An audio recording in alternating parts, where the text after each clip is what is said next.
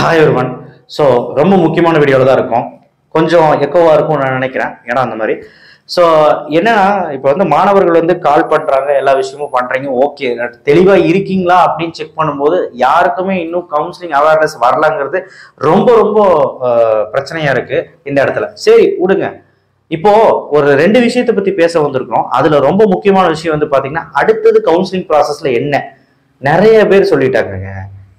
TNE வெப்சைட்ல போட்டாங்க, ஏன் பெரிய பெரிய யூடியூப் சேனல் சொல்றாங்க, நம்மளே கூட சொல்லியிருக்கோம். நீ அடுத்தது என்னங்க வரும், எப்பங்க அப்படின்னு இந்த குழப்பங்களுக்கு நடுவில் ஸ்கேன் காப்பி வரலங்கிற அடுத்த பிரச்சனை. அது வந்து நான் போன வீடியோல சொல்லிட்டேன். அண்ட் இன்னொரு தரப்பினர் அதுவும் போன வீடியோல சொல்லிட்டேன். என்ன பிரச்சனை போயிட்டு இருக்குன்னா, சார் நான் ஒரு 10,000 ரூபா கட்டிட்டேன், என்னன்னா 10,000 ரூபா கட்டிட்டேன், இது வந்து நான் வந்து கவுன்சிலிங்ல வந்து போலாமா இல்லை வந்து மேனேஜ்மெண்ட்ல போலாமா? 10,000 ரூபாய் கட்டிட்டு நீங்க எதுக்கு கவுன்சிலிங்ல போலாமா என்னன்னு கேட்குறீங்க, எனக்கு புரியல. நீங்க ஃபர்ஸ்ட் ஆஃப் ஆல் ஒரு உறுதியா இருங்க, கவுன்சிலிங்ல கிடைக்கும்னா கிடைக்கும்னு உறுதியா இருங்க. அது எப்படி சார் எங்களுக்கு தெரியும் அப்படின்னா, ப்ரீவியஸ் இயர் கட் ஆஃப் பார்த்தாங்கிட்ட கண்டிப்பா கிடையாது. நான் தான் நேற்று வீடியோ போட்டேனே, சிவில், மெக்கானிக்கல், ட்ரிபிள் இந்த மாதிரி எந்த கோர்சஸ் இருந்தாலுமே நமக்கு நல்ல காலேஜஸ் கிடைக்கும், என்ன கட் ஆஃபா இருந்தாலும். ஏன்னா இந்த தடவை கட் ஆஃப் குறையுது, எவ்வளவு மார்க்குன்னு 4லேருந்து 5 மார்க் குறையுது. பட் சிஎஸ்சி பிரான்ச்சஸ்ங்கிறப்போ அமௌண்ட் ஆஃப் சீட் வந்து அதிகமாக்குறாலும் மாணவர்கள் அதுதான் விரும்புறாங்கனாலும் சேம் கட் ஆஃபா தான் இருக்கும். உதாரணத்துக்கு 175 போன வருஷம் கிடைச்சுன்னா 175 தான் அந்த மாணவனுக்கு அந்த கல்லூரி கிடைக்கும். சரி விடுங்க, கம்ப்யூட்டர் சயின்ஸ் தான் ஆசைப்படுறீங்க, ஏதோ ஒரு பக்கம் இருக்கட்டும். கம்ப்யூட்டர் சயின்ஸ் தான் என் பையன் ஆசைப்படுறான், 100 கட் ஆஃப் தான் வச்சிருக்கேன், 110 கட் ஆஃப் தான் வச்சிருக்கேன், நான் வந்து நல்ல கல்லூரியில் போய் போடலாமான்ற கண்டிப்பா போடலாம், கண்டிப்பா அட்வான்ஸ் புக்கிங் பண்ணலாம். காசு இருக்கா, மேனேஜ்மெண்ட் கோட்டால படிக்கிறதுக்கு நம்மளால முடியுமா, இதெல்லாம் யோசிச்சுட்டு பண்ணா போதும். சரிங்களா? சரி, இதை பத்தின அவேர்னஸ் வீடியோ வந்து நாளைக்கும் நம்ம பேசலாம். ஏன்னா இது ஒரு சொல்யூஷனா நான் வந்து கொண்டு வரேன் நாளைக்கு. இப்போ நீங்க கவுன்சிலிங்ல விழிப்புணர்வா இருங்கன்னு தான் சொல்லுவேன். Wait for counselling, that's it. காலேஜுக்கு அட்மிஷன் போறதுக்கு என்ன வேணாலும் பண்ணுவாங்க, அதை நீங்க கண்டுக்காதீங்க. ஒரே ஒரு விஷயம், கவுன்சிலிங்ல கவர்மெண்ட் கோட்டால நான் வாங்குவேன். 2 லட்சம் சீட் இருக்குங்க, நீங்க எங்க போறீங்க? 2 லட்சம் சீட் இருக்குது. சரிங்களா? சரி விடுங்க. கவுன்சிலிங்ல அடுத்த ப்ராசஸ் என்ன? Certificate verification. 12ஆம் தேதிக்குள்ள உங்க டாக்குமெண்ட்டை அப்லோட் பண்ணுங்க. 6ஆம் தேதிக்குள்ள பேமெண்ட்டை கம்ப்ளீட் பண்ணுங்க. பேமெண்ட்டை கம்ப்ளீட் பண்ணதுக்கு அப்புறம் 12ஆம் தேதி வரைக்கும் டாக்குமெண்ட் அப்லோட் பண்ண டைம் இருக்கு. ஃபர்ஸ்ட் கிராஜுவேஷனுக்கு இன்கேஸ் எஸ்ன்னு கொடுத்தா அங்க கண்டிப்பா ஃப்ரீஸ் அப்லோட் பண்ண முடியாது, கண்டிப்பா உங்களுக்கு எரர் அடிக்கும். இந்த ஃபர்ஸ்ட் கிராஜுவேஷன் சர்டிபிகேட் வரலாம் அப்படின்னா டிலே பண்ணி வருதுன்னா ஒரு பிரச்சனையும் இல்லை. நீங்க டிஎஃப் சென்டர்ல போய் சொன்னீங்கன்னா ஒரு வெள்ளை பேப்பரை சும்மா வச்சுக்கிட்டு ஸ்கேன் பண்ணி போட்டுருங்க தான் சொல்லுவாங்க. போட்டாலும் அப்லோட் ஆயிரும், ஒன்றாகாது. சர்டிஃபிகேட் வெரிஃபிகேஷன் டைம்ல ஒன்றும் சொல்ல மாட்டாங்க. எதுக்கும் டிஎஃப்சி சென்டர்ல ஒரு வாட்டி ஃபோன் பண்ணி கேட்டுட்டு நீங்க அந்த மாதிரி பண்ணிடுங்க. ஏன்னா ஃபர்ஸ்ட் கிராஜுவேஷன் வர்றதுக்கு லேட் ஆகுதுல்ல.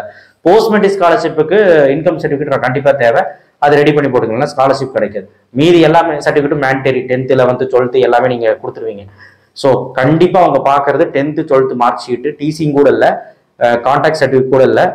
அண்ட் நெக்ஸ்ட் உங்களுடைய ஃபர்ஸ்ட் கிராஜுவேஷன் தான் ஃபர்ஸ்ட் கிராஜுவேஷன், போஸ்ட் மேட்ரிக்கு இன்கம் சர்டிஃபிகேட், இந்த 4 விஷயம் கண்டிப்பா பார்ப்பாங்க. அண்ட் கம்யூனிட்டி சர்டிஃபிகேட் ரொம்ப முக்கியம்.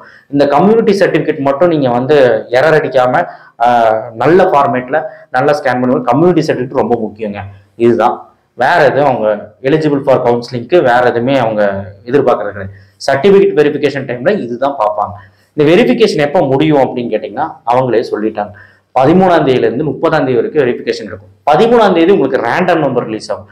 இந்த ரேண்டம் நம்பர் இருக்கே டை பிரேக்கர்னு சொல்லுவாங்க. டை பிரேக்கர் அப்படின்னா உங்களுக்கும் பையனுக்கும் நடுவில், அதாவது வந்து பாத்தீங்கன்னா ஒரு பையன் 450 இன்னொரு பையன் 150 ஒரே ரேங்க் கொடுக்க முடியாதுல்ல, அந்த டையை பிரேக் பண்றதுக்காக தான் இந்த ரேண்டம் நம்பர். ஏதோ ஒரு நம்பர் தான் ரேண்டம் நம்பர், அவ்வளவுதான். சிம்பிளா முடிச்சிட்டேன். சீனியாரிட்டி அடிப்படையில் கிடைக்கும். சீனியாரிட்டி யாரோ same date of birth, same mark, பிசிக்ஸ்லயும் சேம் மார்க், மேக்ஸ்லயும் சேம் மார்க்னா வேற என்ன பண்ண முடியும்? அந்த ரேண்டம். சோஃபார் வந்து ரேண்டம் நம்பர் அதுக்காக தான், நம்ம வந்து இந்த டை பிரேக்கர் பண்றதுக்காக. அதை பத்தி டீட்டெயிலா நெக்ஸ்ட் வீடியோல பார்ப்போம். பட் நமக்கு முக்கியமான விஷயம் சர்டிபிகேட் வெரிஃபிகேஷன். 13ஆம் தேதியிலிருந்து ஜூன் 13ஆம் தேதி ஜூன் 30ஆம் தேதி வரைக்கும் சர்டிபிகேட் வெரிஃபிகேஷன் நடக்கும். டிஎஃப்சி சென்டருக்கு நீங்க போக வேண்டிய தேவையில்லை. யாரு போகணும்னா, யாருக்குன்னா இன்எலிஜிபிள் ஸ்டேட்டஸ் வருதோ அவங்க கண்டிப்பா சர்டிபிகேட் வெரிஃபிகேஷனுக்கு போகணும். ஏன்னா ஏதாவது தப்பு இருந்தா அது என்னன்னு போய் கேட்கணும், ஏதாவது பண்ணி ஏதாவது எரர் இருந்தா அவங்க கூப்பிடுவாங்க. யாரு சர்டிபிகேட்டும் ரிஜெக்ட் ஆகாது. யாரு தெரியுமா ஆகும்? போலியான சர்டிபிகேட் யாராவது அப்லோட் பண்ணியிருந்தாலும், தேவையில்லாத விஷயங்கள் யாராவது அப்லோட் பண்ணியிருந்தாலும் ஆயிடும். கரெக்டா கிரெடென்ஷியலை கரெக்டா கொடுங்க, கரெக்டான விஷயத்தை கொடுங்க, கரெக்டா சர்டிபிகேட் கொடுங்க. That's it. ஸோ அதனால சர்டிஃபிகேட் வெரிஃபிகேஷன் எல்லாத்துக்குமே எலிஜிபிள் ஆயிரும். Sports quota, ex serviceman, differential disable வரவங்க கரெக்டாக அந்தந்த ஆவணங்கள் சமர்ப்பி அது இது போட்டால் தான் உங்களுக்கு வந்து அப்லோட் பண்ணாதான் கரெக்டாக வந்து இருக்கும். சரிங்களா? ஸோ ரொம்ப முக்கியமான விஷயம் என்ன இதில் பார்க்க வேண்டியதுன்னா, சர்டிஃபிகேட் வெரிஃபிகேஷன் டைமில் பேனிக் ஆகாது, கூப்பிட்டா மட்டும் போனால் போதும். உங்களுடைய இமெயில் ஐடிக்கே வந்து பார்த்தீங்கன்னா என்ன வரும்னா, ஸ்டேட்டஸ் வந்து எலிஜிபிள் அப்படின்னு வந்துடும். சப்போஸ் எலிஜிபிள் வரல அப்படின்னா நீங்கள் வெயிட் பண்ணுங்க, 2வது வாரம் வரும், அதாவது ஜூன் கடைசியில் வரும். வரலனாலனா டிஎஃப்சியில் போய் கேட்டுக்கலாம். 30ஆம் தேதிக்குள்ள உங்களுக்கு எல்லா ப்ராசஸும் முடிஞ்சு நல்லா கேட்டுக்கங்க. சர்டிஃபிகேட் வெரிஃபிகேஷன் ஸ்டேட்டஸ் எல்லாத்துக்குமே ஓகேன்னு வந்துடும், எலிஜிபிள் வந்துடும். வந்ததுக்கு அப்புறம் 10/7/2024 அதுதான் ரொம்ப முக்கியமான நாள். ரேங்க் லிஸ்ட் ரிலீஸ் ஆகுது. அந்த ரேங்கின் அடிப்படையில் தான் உங்களுக்கு எந்த காலேஜில் கிடைக்குங்கிறது நமக்கு தெரியும், எந்த ரவுண்டில் வருவீங்கன்னு ஒரு முடிவுக்கு வர முடியும். கட் ஆஃப் கிடைச்சிருச்சு, ஓகே, இப்போ ரேங்க் கிடைச்சிரும். ரேங்க் கிடைச்சா நமக்கு ஒரு முடிவுக்கு வந்துடலாம். சரிங்களா? ரேங்க் வந்தாதான் கவுன்சிலிங் ஸ்டார்ட் ஆகும். ரேங்க் வந்து 20 நாள் கழிஞ்சு தான் கவுன்சிலிங் ஸ்டார்ட் ஆகும். ஜூலை கடைசி வாரம் தான் ஸ்பெஷல் ரிசர்வேஷன் கவுன்சிலிங் ஸ்டார்ட் ஆகும். ஸ்பெஷல் ரிசர்வேஷன் உங்களுக்கு தெரியும், X serviceman, differential disabled, sports person.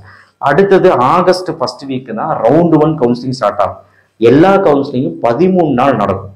13 நாள் நடக்கும். அது எப்படி நடக்குங்கிறதெல்லாம் நெக்ஸ்ட் வீடியோவில் நான் சொல்றேன். எல்லா கவுன்சிலிங்கும் 13 நாள்னா கண்டிப்பா 3வது ரவுண்டு முடிய செப்டம்பர் 1st வீக் ஆயிரும். உங்க காலேஜ் செப்டம்பர் 3rd வீக் தான் திறப்பான். இதுதான் வந்து ஃபேக்ட்.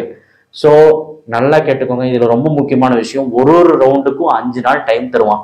அந்த 5 நாள் டைம்குள்ள பையன் வந்து ஃபீஸ் பே பண்ணனா அந்த சீட்டு வேகன்சி ஆயிரும். அந்த சீட்டு யாருக்கு வரும்? அடுத்த ரவுண்டுக்காரனுக்கு வரும். இதுதான் ரொம்ப முக்கியம் இதுல. அப்போ இந்த ரவுண்ட் 1 மாணவன் என்ன பண்றான்னு தெரியல, இந்த ரவுண்ட் 2 ரவுண்ட் 3 எல்லாம் கொடுத்து வச்சுருவாங்க. ரவுண்ட் 3 எல்லாம் ரொம்ப கொடுத்து வச்சுருவாங்க. லோ கட் ஆஃப் வாங்கிட்டீங்க, நீங்க உட்காந்துருக்கீங்க, ரொம்ப ரொம்ப கொடுத்து வச்சுங்க. இவனுக்கு விட்ட சீட் எல்லாமே நமக்கு கிடைக்கும். ஸோ அதுதான் மெயின். சாய்ஸ் ஃபில்லிங்கு, அந்த கவுன்சிலிங் ப்ராசஸ் வந்து கரெக்டாக உங்களுக்கு தெரிஞ்சுன்னா நீங்க யாருமே பயப்பட மாட்டீங்க. அதை நீங்க புரிஞ்சுக்கோங்க. That's it.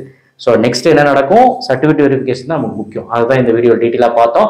ஸோ கண்டிப்பா நான் சொல்றேன், அட்வான்ஸ் புக் பண்றீங்க அப்படின்னா நல்ல கல்லூரியில் போய் புக் பண்ணுங்க. 150 கீழே இருந்தா. கட்டாயப்படுத்துறாங்க, கல்லூரி கட்டாயப்படுத்துறாங்க, உங்களுக்கு என்ன தோணுது அது பண்ணுங்க. நீங்க கல்லூரியில் ஐடி யூசர் நேம் வாங்குறாங்க, அது இது வாங்குறாங்கன்னு கம்ப்ளைண்ட் சொல்லி எந்த பிரயோஜனம் இல்லை. நீங்க அணுகாதீங்க. சரிங்களா? கல்லூரி போய் சுத்தி பாக்குறீங்களா, அதெல்லாம் ஓகே. அவங்க எதை சொல்றாங்கன்னா நாளைக்கு பார்க்கலாம் சார் அப்படின்னு வந்துருங்க. மித்தபடி எதுக்குமே நீங்க தேவையில்லாததெல்லாம் போய் பண்ணிட்டு இருக்காதீங்க. Wait for counselling. உங்களுக்கு சப்போஸ் கல்லூரியில போய் அணுகி நல்ல கல்லூரி வேணும், நான் மேனேஜ்மெண்ட்ல சேர்ந்துக்க காசு இருக்காது, நீங்க போய் சேருங்க. அது உங்களுடைய பிரியும். That's it. தேங்க்யூ. ஷேர் பண்ணுங்க, சப்ஸ்கிரைப் பண்ணுங்க, மறக்காம பெல் ஐகான் பிரஸ் பண்ணுங்க. நெக்ஸ்ட் வீடியோல சந்திப்போம். தேங்க்யூ.